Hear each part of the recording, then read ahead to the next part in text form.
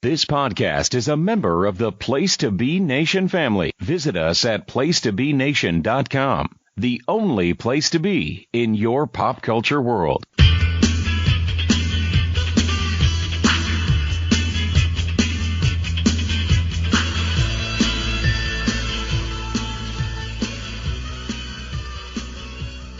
Well, hello everyone, and welcome to episode 5 of Letters from Kayfabe.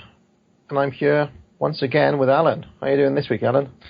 I'm great, Parv. I'm excited to get going with what's in the sack. Again, let's just call it. Have we got a proper name for our mailbag, or are we just going to refer to it as the sack?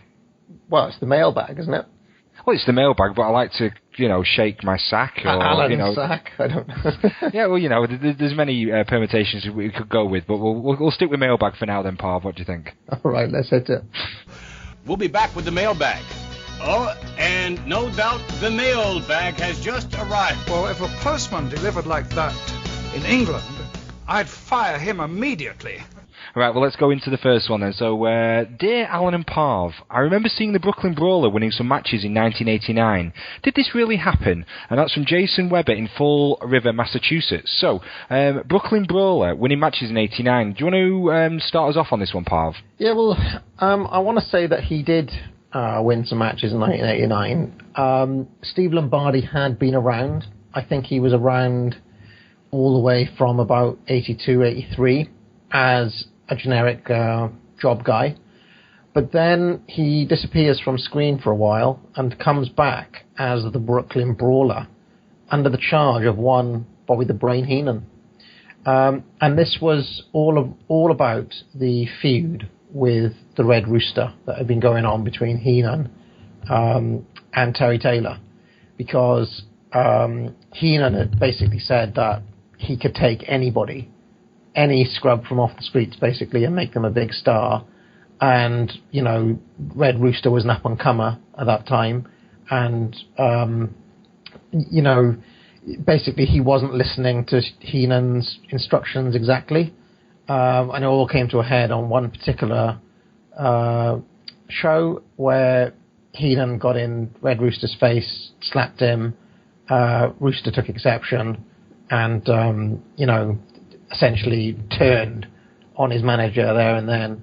And then the following week, Heenan brings in the Brookyln Brawler from the streets of New York in order to, teach the Red Rooster a lesson, and also to prove that he can take anybody from the streets and make them a star.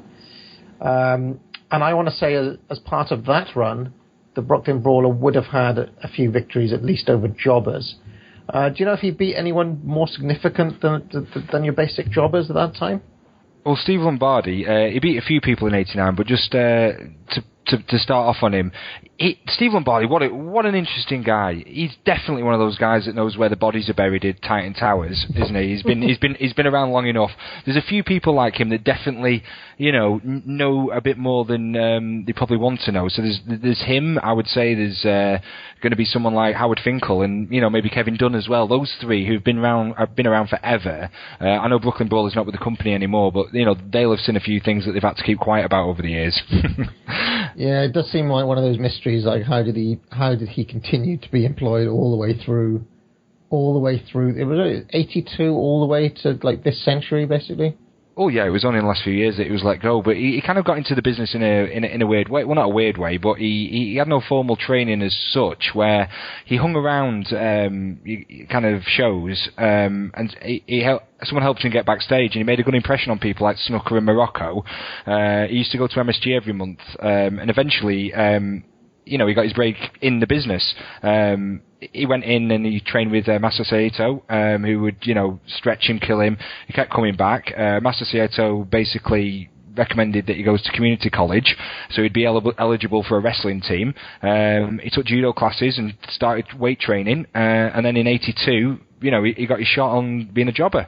So an interesting way in, and as we said, he'd been around forever. But getting back to what you said before about him in 89, how he started, the actual angle on TV was quite interesting. He basically blindsided the Red Rooster, where Bobby Heenan was with the Red Rooster, Terry Taylor and Gorilla Monsoon in the studio, offered to shake his hand, say, look, let's go our separate ways.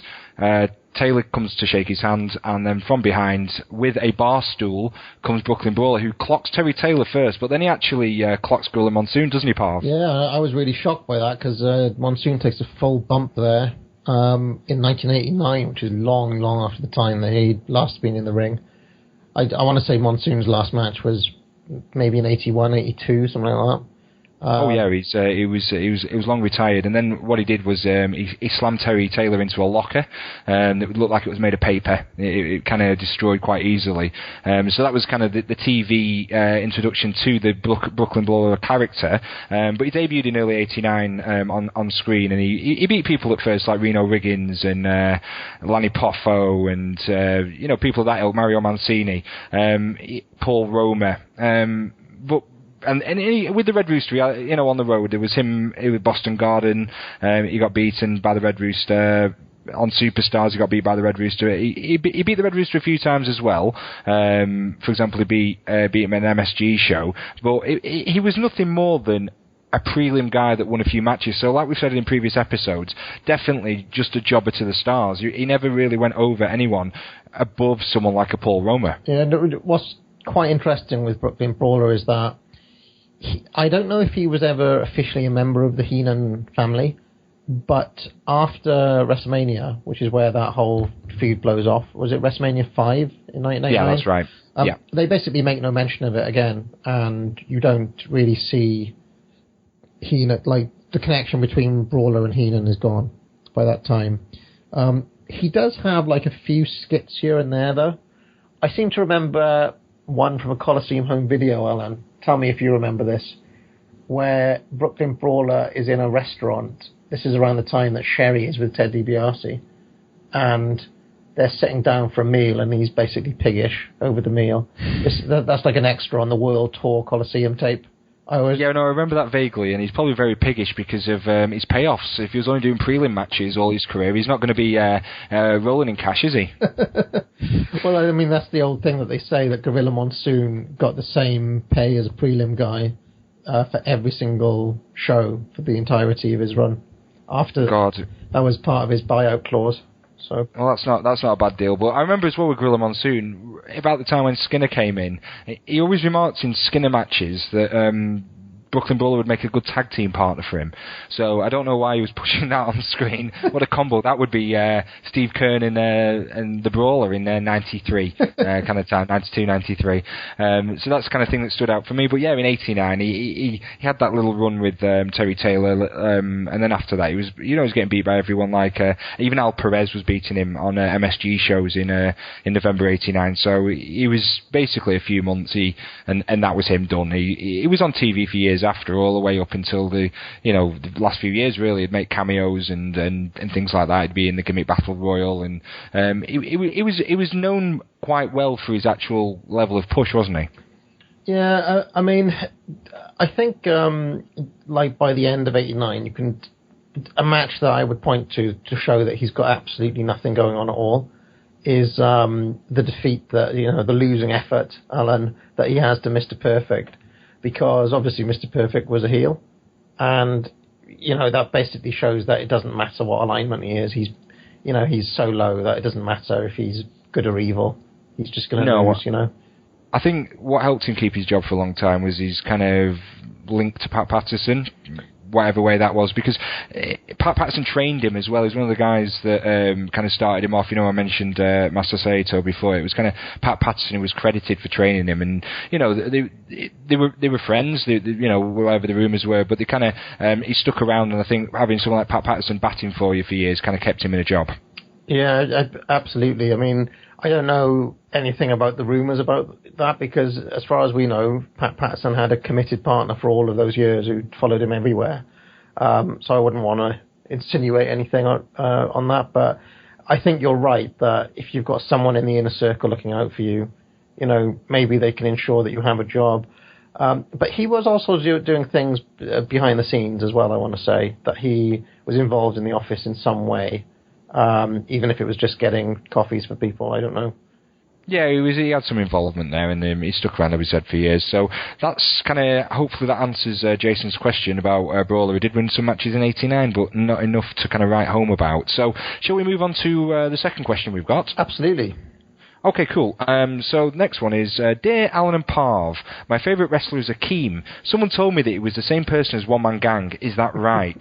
And that comes from Chadley Crisolo in Newark, Connecticut. So we've moved on now, Chadley. Your favourite wrestler is now Akeem. So again, are we improving week on week here? Well, some people would argue that One Man Gang is a very good wrestler, especially those that saw him wrestle in the Bill Watts territory. Some people rate him very highly. Akeem, well, I mean, he's certainly, I would say, arguably a bigger star than some of Chadley's previous picks. At the time that we're talking about, because, the 88 run is quite a big main event slot, I would say, against the Mega Powers. Oh, yeah, for sure. I mean, Akeem himself, his run was, 2 years, funnily enough.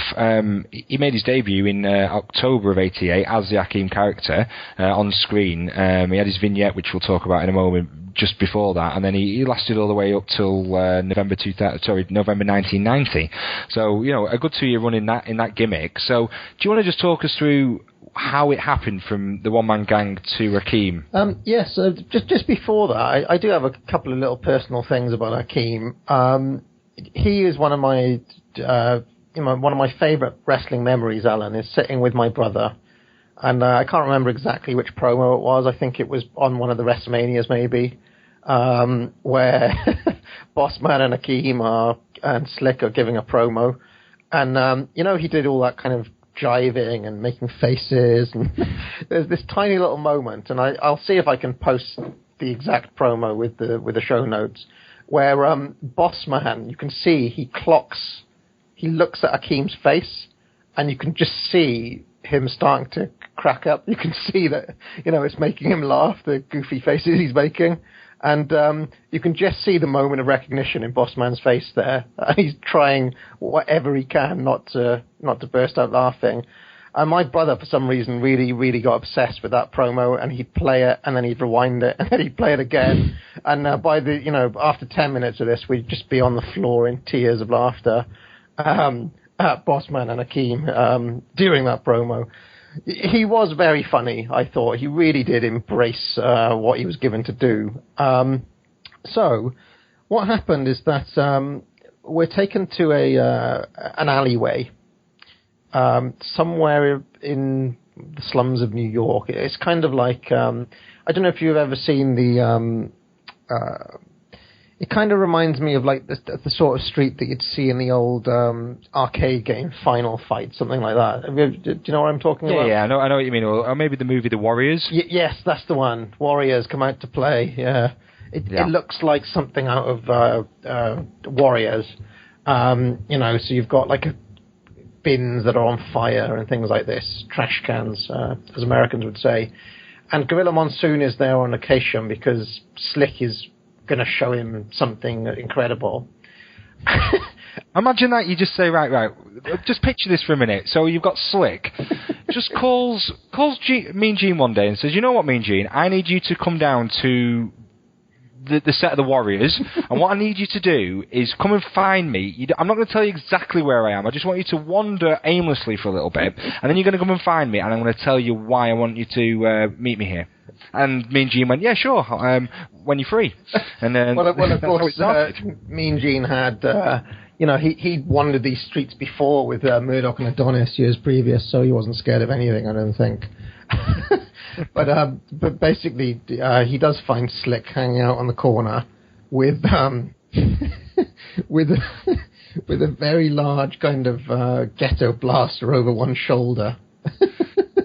Oh yeah, totally stereotypical here. With in this era, it's awesome ghetto blaster. We need to see more ghetto blasters in wrestling. I miss them. One of the funniest things I'll tell you, Alan, is that it was a little bit later in the town that I grew up, Porthcawl, which is this little town in Wales. Not a rough place, really. It's by the sea. This boy in our school had he'd been to America. He'd been to going to live in New York, and then he was coming back. and he picked up the American accent and things. And I remember he'd be like walking through like the Summerfield in town with a ghetto blaster over his shoulder. This was like 1992, 93. Amazing. I love you where you reference Summerfield then as well. You're dating it quite well there, Parv.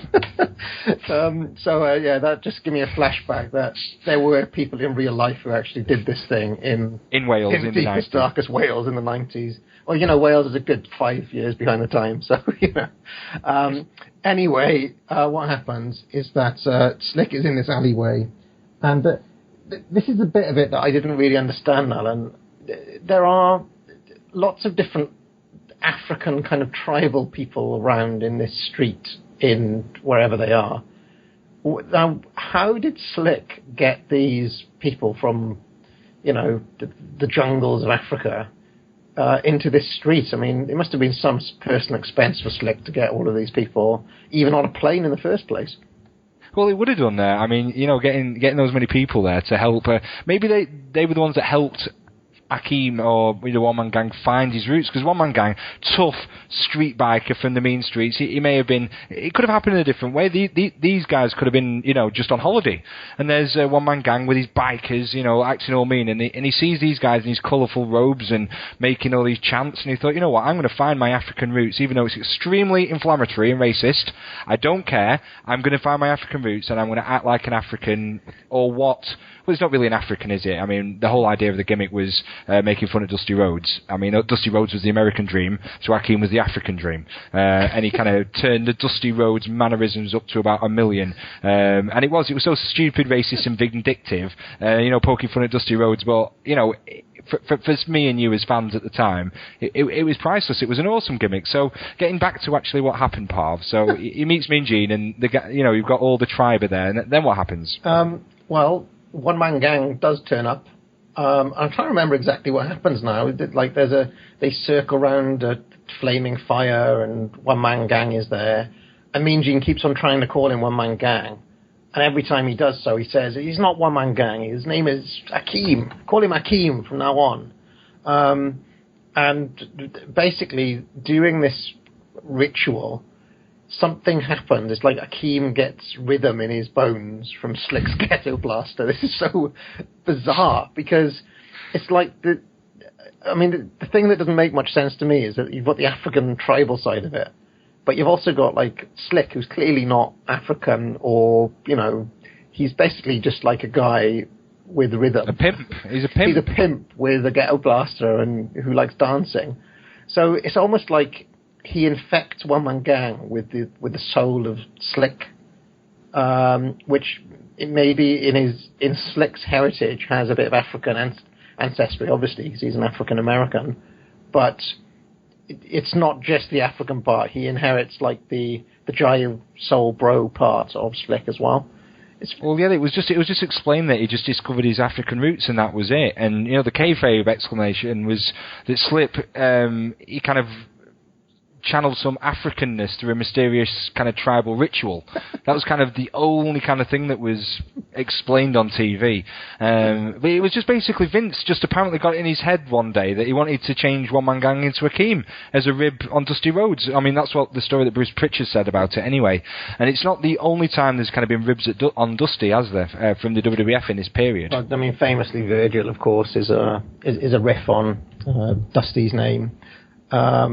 Well, yeah, but Bobby Heenan came up with that one, and that one wasn't really anything more than a rib. And the other one as well, apparently, was Dusty was, obviously the booker of the competition, and he lived in Cobb County, Georgia at the time. So they created the character. This is one of the reasons, anyway. I know he was the boss man was, a prison guard from Georgia, but the kind of the name Bossman is the same as Booker, and as I said, that he was living in Cobb County, Georgia at the time, so that was linked also to a kind of rearboard dig at Dusty Rhodes as well, which is quite interesting. Yeah. So I mean, I do want to talk about this a little bit, because yes, the African dream, Akeem, some of the mannerisms are clearly Dusty, the dream element of it, but I mean, we talked about the identity of Colonel Mustafa in the past, and also of Ian Mooney. who is Akeem actually meant to be? I mean, he's clearly not African. I mean, because one of the things I was thinking was like, could he be like a white South African? Is that like the idea that, or is it just that he's been infected with the soul of Slick, and this? Well, I always thought he was a white kind of South African as a kid, or he was from, that was my assumption. Or was it Zimbabwe or somewhere like that, where there was quite a lot of people, different people living in Africa at the time, in Zimbabwe anyway. But no, I didn't kind of put the two and two together about, African Dream, American Dream, Dusty Rhodes till, well later on. Yeah, I mean, I'm just wondering, like, as a rib, how well does it work? No, I mean... Well, this is just Vince. He's a maniacal sociopath. It doesn't have to make sense to anyone else bar Vince McMahon. Well, I certainly thank him for the hours of entertainment he gave me and my brother years ago. I mean, they were pretty successful, weren't they? The Twin Towers, as they were known. Oh no, they had a real good kind of heel run. They opposed Hogan quite a lot, really, didn't they? They were kind of the modern day Stud and Bundy. Kind of not the top heel all the time, but just kind of maybe one step down. But they were always there opposing Hogan, which I thought was quite interesting. One thing, my final thing I did think is that I always, I may have mentioned this on previous shows, but I'm aware that not all of our listeners, Alan, would have heard everything that I've ever recorded. And that is, I think it's at WrestleMania 6, Bossman and Akeem face each other. And yes. For whatever reason, Gorilla Monsoon's call, former tag team partners, Big Bossman and Akeem, now have to face each other, is burned on my brain. So whenever former tag team partners face each other, I turn and say that. And if there's nobody there, which is 99% of the time, I'll just say it to myself, basically. Well, yeah, they had that match at WrestleMania 6. I mean, that show was loaded. It was kind of a throwaway match. There was probably 14 matches on that card that year. He was given a pretty undignified send-off, really, Akeem. Kind of an afterthought, because they transitioned straight from that to Bossman DiBiase, I want to say. Oh yeah, I mean he was done in the gimmick by, as we touched on, the end of 1990. I mean his last match was against Jim Duggan, which he was on the losing end of. I mean DiBiase beats Bossman up before that match, and Akeem still loses in about 2 minutes. So just gives you an indication of, And what happens to him? Does he go off to WCW after that? Well, yeah, he goes back to WCW.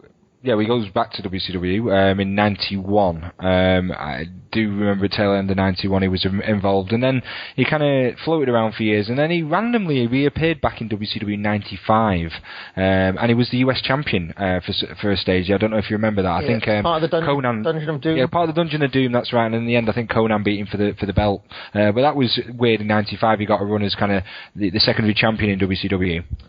Well, our best wishes are with Akeem. Currently, because I know he's been involved in some turmoil recently with the things that have been happening in Louisiana. Well, yeah, it's just a shame that he's not a drug addict, otherwise he would have got help from WWE. Why don't we move on, Alan? Well, the next question then is, Dear Allan and Parv, how did Kamala become a good guy in 1993? And that's from Carl Harris in England. Again, doesn't stipulate where in England, so it'd be great to know, Mr. Harris, or Carl, sorry, where you're actually from. So, Kamala becoming a good guy in 1993, did this happen? Yes, it did indeed happen, and once again, our link is Slick. So just by chance, Alan, you've asked 2 Slick-related questions in a row here. Basically,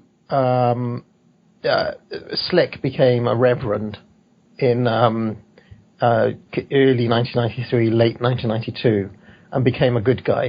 Do you remember this? The Reverend Slick?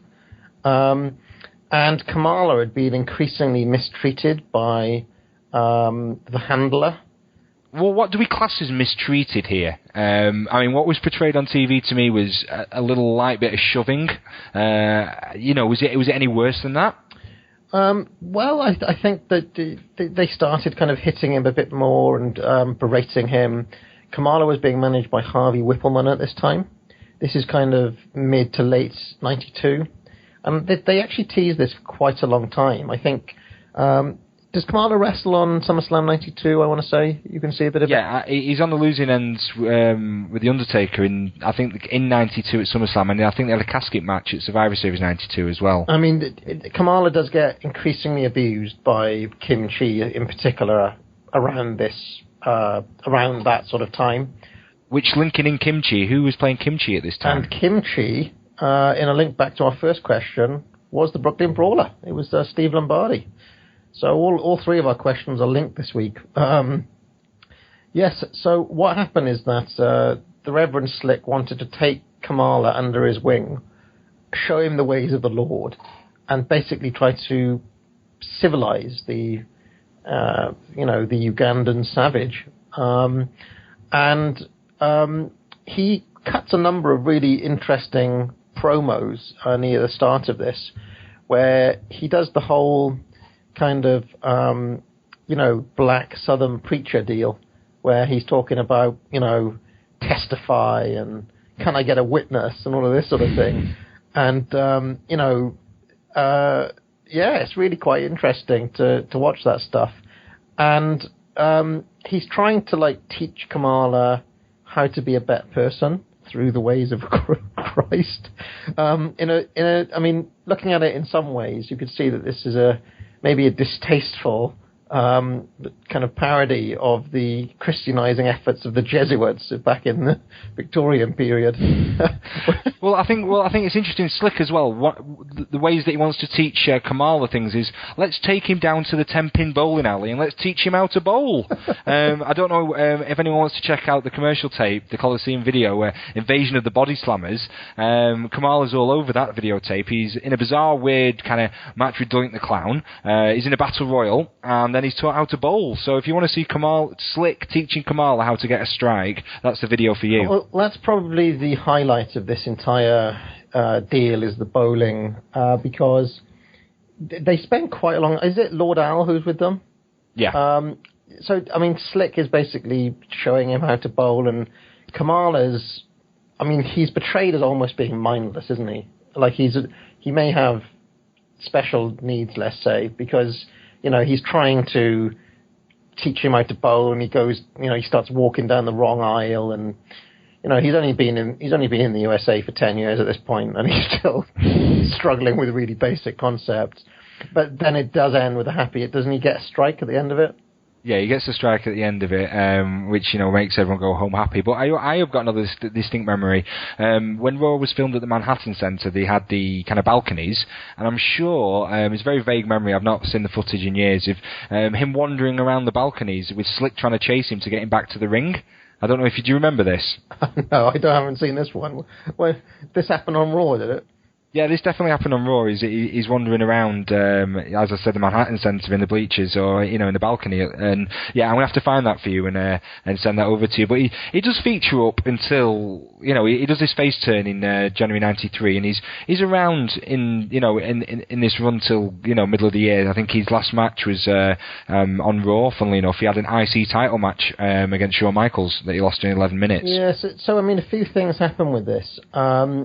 First of all, that they really built towards a WrestleMania match that never actually took place. I want to say it was I'm trying to remember who it was against now, because I was watching a lot of this footage from early '93, each week in the run, and I'm trying to remember which match they were building towards. I think it was Kamala versus Bam Bam Bigelow. No, that sounds about right, actually. That does stand out to me. He was on the March to WrestleMania show, I think, as well. Yeah, even on that show, they're hyping up this match against Bigelow, and I think it was cut due to time. I actually want to say it's because Hulk Hogan spent too long giving out Money Inc.'s money. I think that's the thing that took a lot of time up on that, and also the Undertaker's chloroform. Because he gets Giant Gonzalez chokes him out, doesn't he? Yeah, how would you be pissed? You'd be really pissed off if you lose your payoff because of a timing issue, especially at WrestleMania. Yeah, and I want to say that these days they would just cut that match to 18 seconds to make sure that the guys were going to pay off, rather than actually cut the match entirely. Yeah. So I mean, what else happened? Well, he was on about 4 Raws that year, wasn't he? And this run, I think. Well, sometime after WrestleMania 9, like within a couple of weeks, Slick kind of disappears from, like, he stops being around, and Kamala's basically just on his own, but still as a babyface.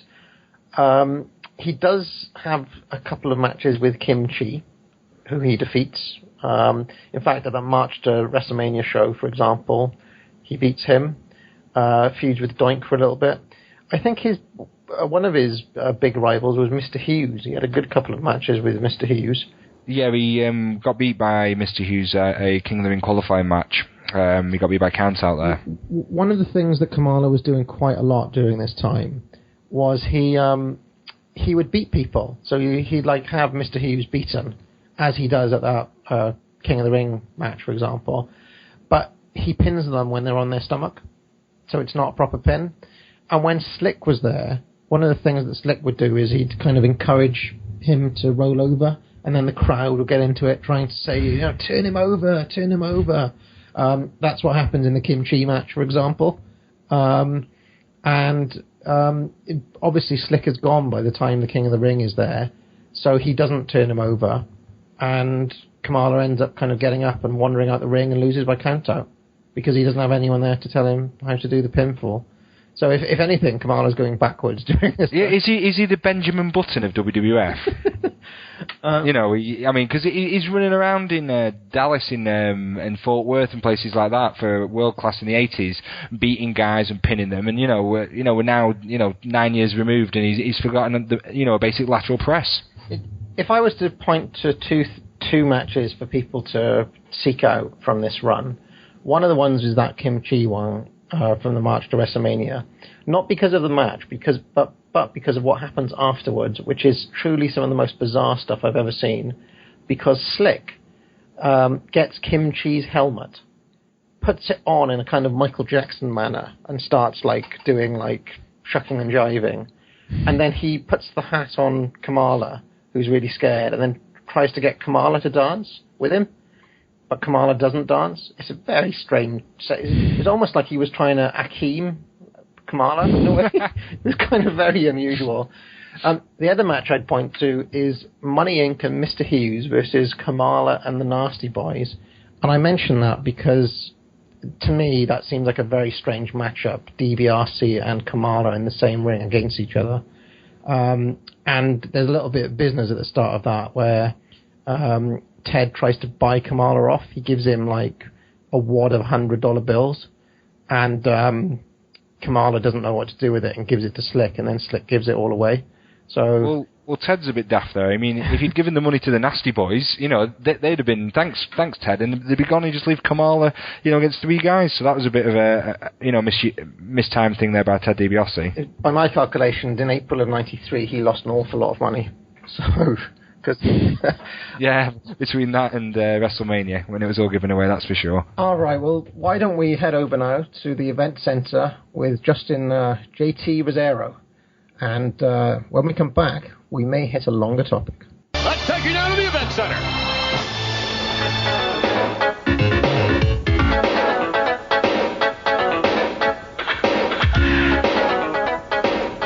All right, thanks, Parv and Allan. JT Rozzero here in the Event Center on Letters from Kayfabe. Hope you're all enjoying this week's show. Still to come here tonight, we're going to be looking at the legendary Piper's Pit, starring Roddy Piper, of course, the great talk show that aired across WWF programming for decades on and off. So stay tuned for that. Here tonight, though, I'm taking you back to 1995, October 9th, to be specific, Monday Night Raw from Grand Rapids, Michigan at the Grand Center. And we had a massive match on that show, a really big match for this time period. That was Davey Boy Smith, Owen Hart, and Yokozuna battling Diesel, Shawn Michaels, and The Undertaker. Match went 11:46. The British Bulldog actually pinned Diesel after Yokozuna hit a leg drop behind the referee's back, and then after that was when the fun started.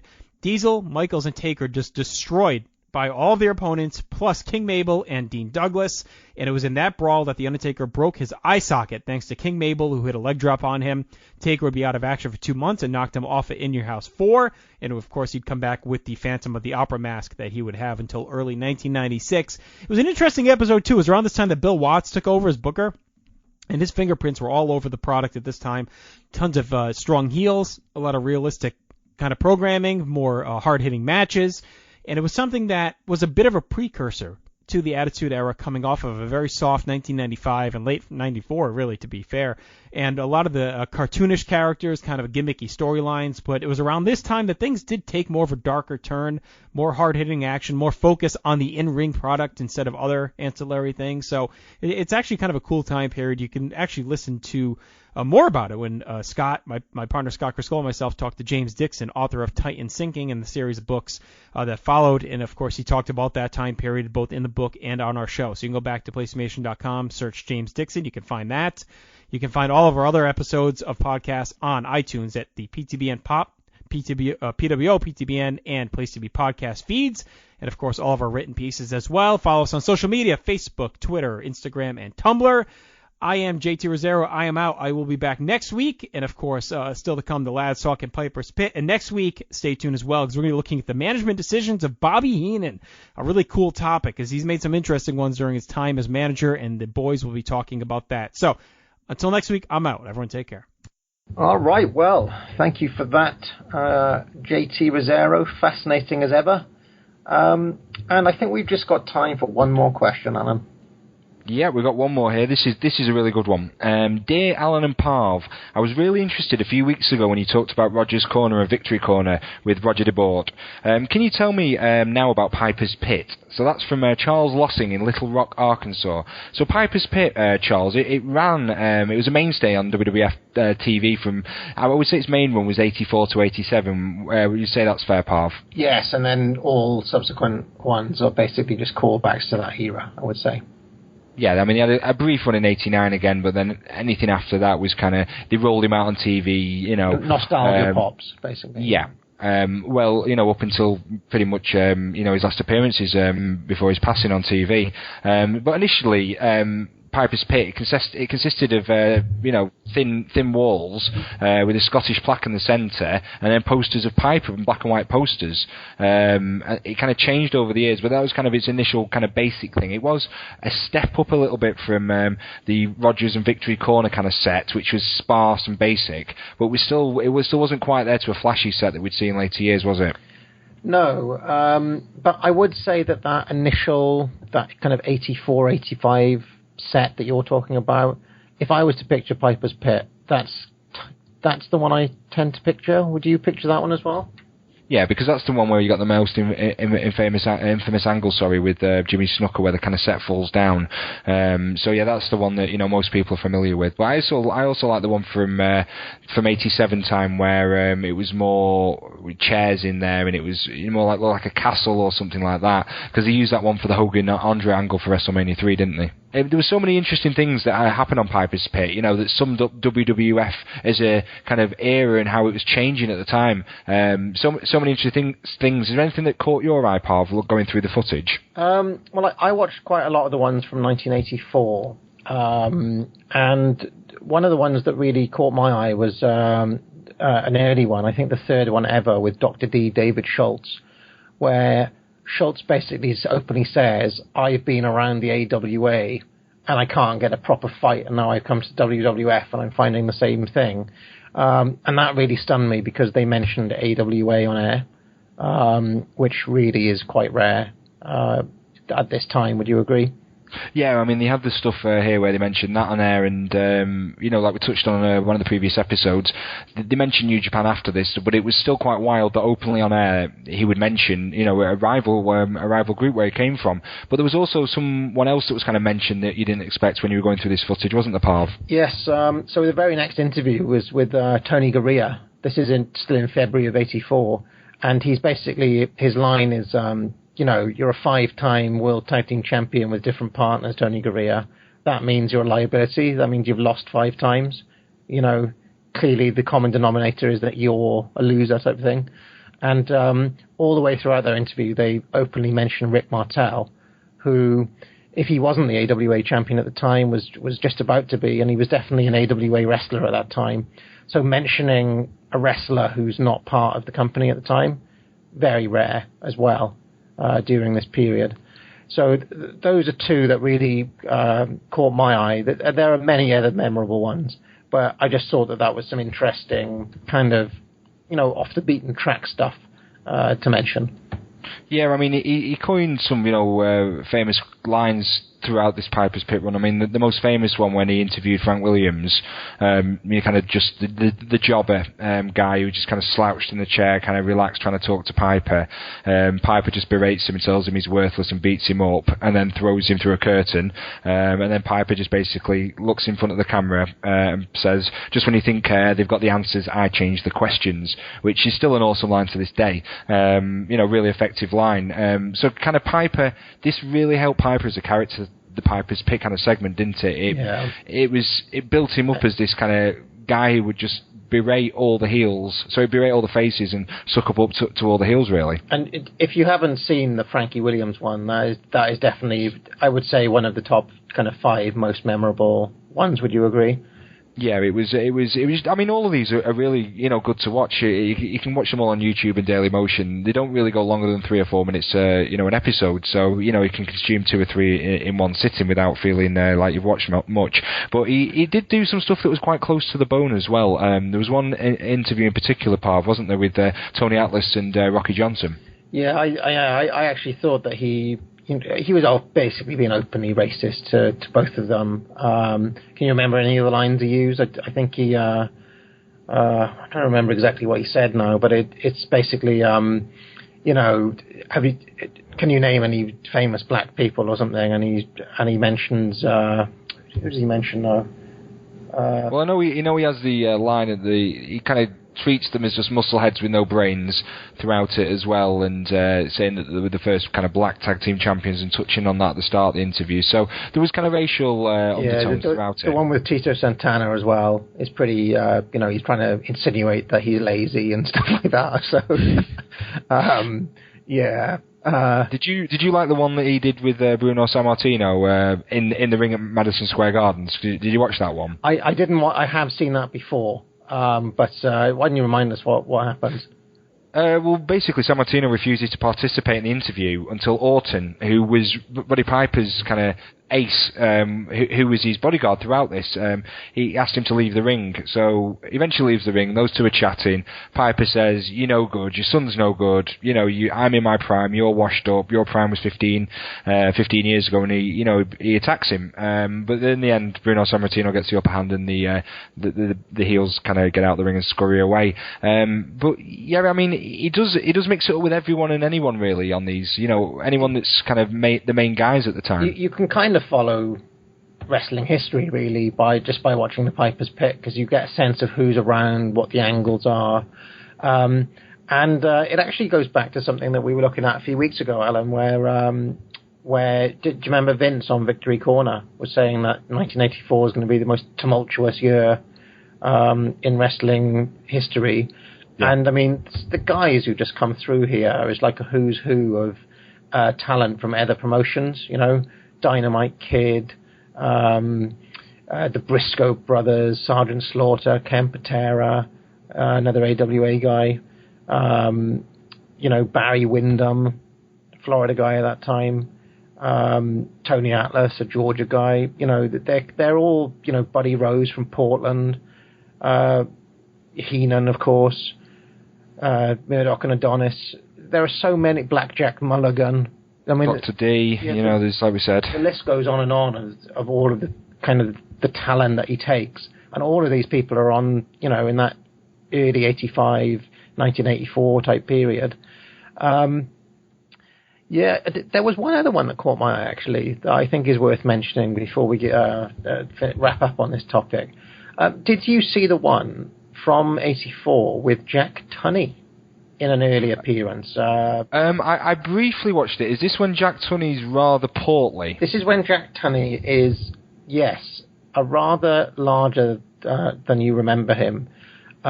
September the 16th, 84. And he's introduced as the vice president of the WWF. So this was a kind of pre-president Jack Tunney. So I didn't know that I know the Japanese guy was the president before him, but I didn't know that Tunney had served as the VP at this time.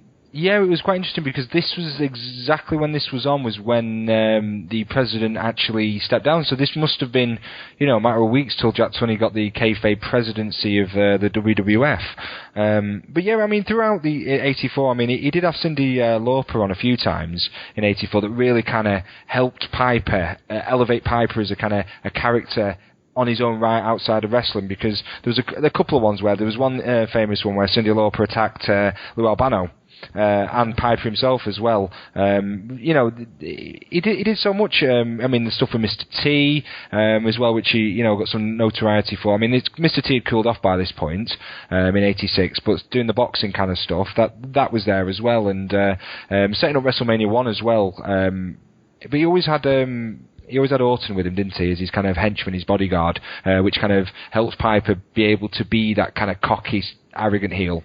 Yeah, I mean, like you said, the basic stick is that he's very, very rude to the baby faces and kind of quite smarmy with the villains. And I guess it's easier if you've got a hard guy like the Ace standing behind you. Yeah, I mean, one of the things that we should mention is that Piper was, of course, one of the people who was. He was probably the primary villain, wasn't he, on the Hogan cartoon? And yes. I think Piper's Pit is probably one of the reasons for that, because he's so prominent on the television product at this time. Yeah, he's on most weeks, isn't he? And did you watch the Hulk Hogan Rock and Wrestle stuff when it aired over here originally? I mean, it was a few years after when it aired in the US. I think we may have got it in the, I would like to say, late 80s, early 90s. I used to watch it, yeah. It was on ITV over here, wasn't it, I think? It was. Yeah. It was in that same sort of slot as Alvin and the Chipmunks, something like that, I used to watch that. And I'm trying to remember who was on the baddies. Cause we had Moolah. Moolah, Iron Sheik. Nikolai Volkov. Piper. Those were the main ones. Yeah, and there's a few maybe other... Orton? Yeah, there may be an Orton now. I mean, people are going to be shouting, listening to this, saying, there's such and such and such and such. I don't have exactly who it was in front of me, but there was Andre was a goodie, wasn't he? Yeah, Andre was in there, and he was kind of the lovable dumb. So this was, obviously pre-87, kind of Piper, because he was obviously still a heel. But he turned face, didn't he? And it was kind of through Piper's Pit that this happened. Do you remember what happened with that one, Parv? Why didn't you remind me? It was during, there was a flower shop, which the adorable Adrian Adonis had his segment, and there was a kind of flower shop versus Piper's Pit showdown. But it was basically Adonis and Bob Orton Jr. and Don Morocco that kind of destroyed, Piper's Pit set. And Piper, who was kind of laying on the floor crippled, he was enraged, he was gained revenge by destroying Adonis's flower shop. And then while Piper's Pit would be quickly rebuilt, the set, the flower shop never actually returned. So it was kind of a short-run thing to kind of bring in the feud between Piper and Adonis that culminated at WrestleMania 3. I seem to remember what happened now. Doesn't Piper go away to film a movie? And in the interim, Adonis takes the slot, and then when he comes back, he's outraged to find Adonis has taken the talks. So that's how they do it. That sounds about right. Yeah, and then, I mean, I can just say this now, Alan. I never really took to Roddy Piper as a babyface. There's the what's that thing they do at WrestleMania 5? Not the Morton Downey Jr. Yeah, God, with the fire extinguisher. With the fire extinguisher. And then he kind of came and went all the time. He had WrestleMania 6 when he was dressed half black and half white against Bad News Brown. Yeah, I was just never a fan of the babyface Piper, or as a commentator really, or as the friend of Virgil. He was just kind of annoying after that. I think the things that made him a really the character is basically a heel, and he's a heel because he's annoying and he's rude and he's just an irritant basically, isn't he? And I don't think Piper was ever a cool heel, would you? I mean, what do you think? I know friends of mine really, really love Roddy Piper, but just what are your views on the Piper character?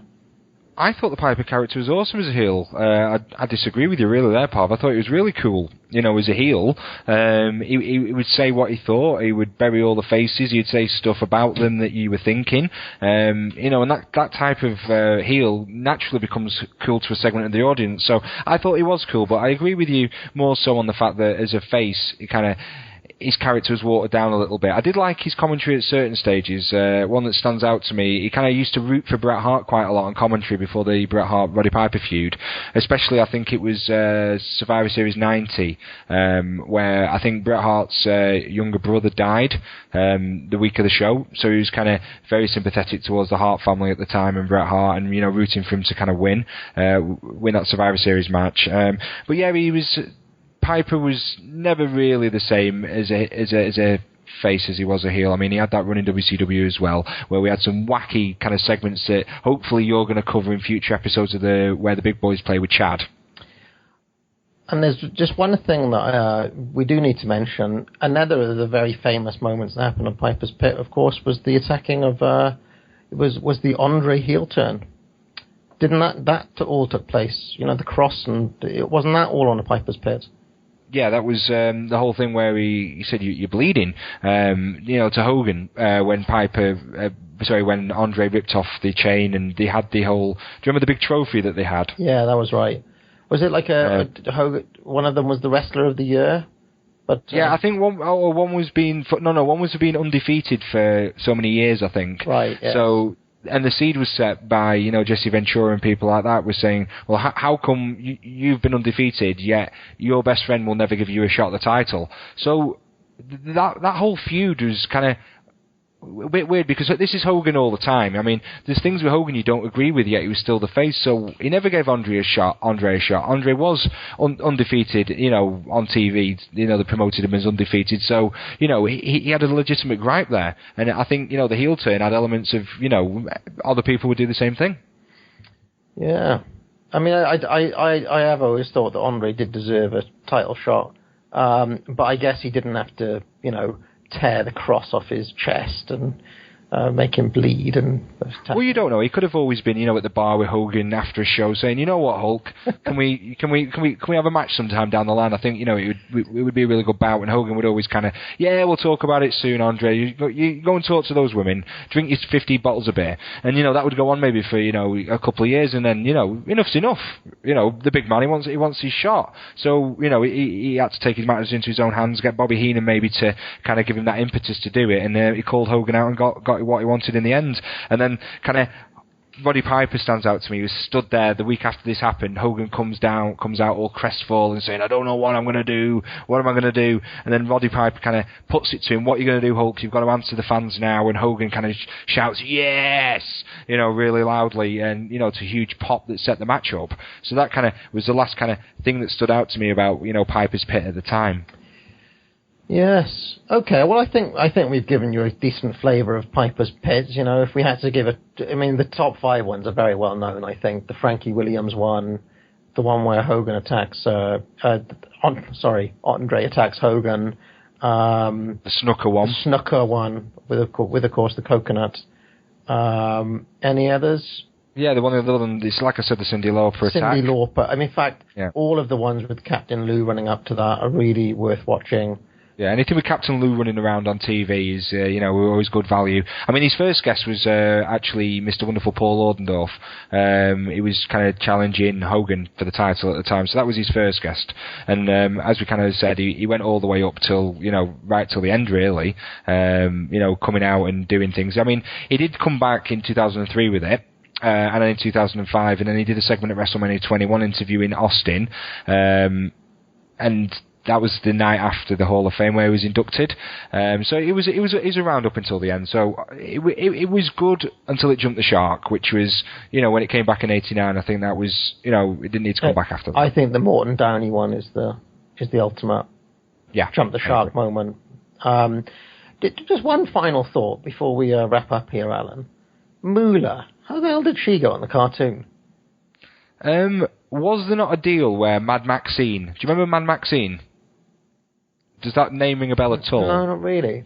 Mad Maxine was someone who, she was about 6'4", and she was brought in to kind of to kind of be the main female heel, and also on the cartoon, but it didn't work out with her in WWF for whatever reason, and then they had to rework the cartoon and put Moolah in instead. So I think that was the story behind that one, where Moolah wasn't originally intended for it, but they had no one better for the role at the time, so they had to stick old Moolah in. And, I mean, I think you could make a case that, because obviously she was the main villain behind the Cyndi Lauper story, wasn't she? Yeah, so there was that kind of link there. She still was on screen, and also double-crossing people as Spider Lady or Lady X or whatever. So, just so people don't shout at us, shall we go through, the good guys on the show were JYD, Captain Lou, Andre the Giant, Wendy Richter, Superfly Snuka, Hillbilly Jim, and Tito Santana. So those were the... Now, if I was to look at them, I'd say there's a curious mix of 84 babyfaces and 85 babyfaces there.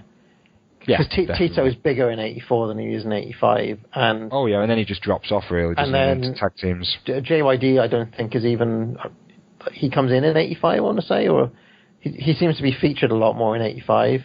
Yeah, I mean, I think he comes in late 84 time. I know he's on WrestleMania 1 show, so he probably debuted late 84. And then the baddies... Piper, Iron Sheik, Volkov, Fabulous Moolah, Big John Studd, and Mr. Fuji. Bobby the Brain Heenan and Mean Gene Okerlund are in a few episodes as well. So, well, none of them are voiced by the actual wrestlers, which was quite annoying, really. I always wanted, the actual wrestlers to play a bit more authenticity. But we're rating a kid's cartoon here. It was as good as it was going to be, really. Well, it ran from September 85 to December 86. I just think it's curious that to my mind, the cast of characters are stuck in kind of late 84, early 85 land. But there's obviously a lag between, animation takes some time to make as well, so... Well, that was the problem then. They had to ship this stuff, get animated, and then in wrestling, as you know, 6 months, a year is a hell of a long time, and you might have a whole new roster by then. Wendy Richter's ancient history by the time it actually aired, so... Yeah, so that's the problem. All right, well, I think we've talked a lot about Piper's Pit and about the Hogan cartoon, so if people want to write in, Alan, and get hold of us, how can they do it? Well, the best way to get hold of myself, Parv, is via Twitter, as always. It's at Allan, that's with 2 L's, ALLAN_cheapshot. Follow me. I post all sorts of stuff, most days, history, kind of on this day in wrestling, playlists, GIFs of all sorts of stuff. So that's the best way of getting hold of me and yourself, Parv. Yeah, and I will say, if you're a Twitter person, you owe it to yourself to follow Alan, because you'll see random stuff like Rick Steiner beating the absolute crap out of Goldberg, for example, which I very much enjoyed a couple of weeks ago. Yes, I am at Jerry Von K. So, yes, and I think the best thing to do is to start your question, Dear Allan and Parv, and copy both of us in, and that way it will definitely hit both of our radars and we'll catch the question. Yes, I can't promise GIFs on mine. You'll just see me once in a while. I don't really know what I post about. Nothing, really. Nothing and everything. Nothing and everything, basically. Grand Wizard on commentary in 1983. That was one of my recent. Okay, and any other ways? Yes, you can get in touch on Facebook, on the PWOPTBN Facebook page. You could also make a visit to Pro Wrestling Only, where we have an ongoing thread. Those are probably the best ways of getting in touch. I think, without further ado, Alan, we will say goodbye. Goodbye, everybody. Right now, ladies and gentlemen, we should like to take you to a feature in the World Wrestling Federation magazine, and indeed a feature right here on Championship Wrestling. With that in mind, we take you now to Piper's Pit. Well, here we are again in Piper's Pit, the place that pulls no punches at all. I have finally found another man that had guts enough to come on and face possible harassment from Piper's Pit. His name is Dr. David Schultz. It's as simple as this, Doctor. I have a question that has been brought to my attention that I know the answer to, but the public doesn't. And I know for a fact that you have asked for fights from anybody in the WWF, You have asked for fights with Rocky Johnson. You have asked for fights with Tony Atlas. And I myself saw Rocky Johnson and Tony Atlas in the asking for those fights actually break down. All of a sudden, Rocky Johnson gets a sore rib. All of a sudden, Tony Atlas has got to go home and plow the fields. Tell us, what is it like to be such a fighter that intimidates other people so much that a man cannot even get a fight? You know, I wrestled at the AWA a long time, and I went there and I begged. I got on my knees and I begged somebody to come out and fight me. Nobody wanted to fight me. Nobody thought they could match me in the ring. Nobody wanted to sign their name. So I come to the WWF, baby, where the toughest in the world is wrestling right now. And it seems like I'm having the same problem that I'm having everywhere else. Nobody wants to face me man to man and prove who is the best. And I want to say one other thing. It's a pleasure for me to be sitting out here with one man that feels no fear from anybody whatsoever, and that's you, Ronnie Piper. I want to tell you, it's a pleasure to know somebody like you. Thank you. Just a few more truisms from the pit of Piper. Thank you.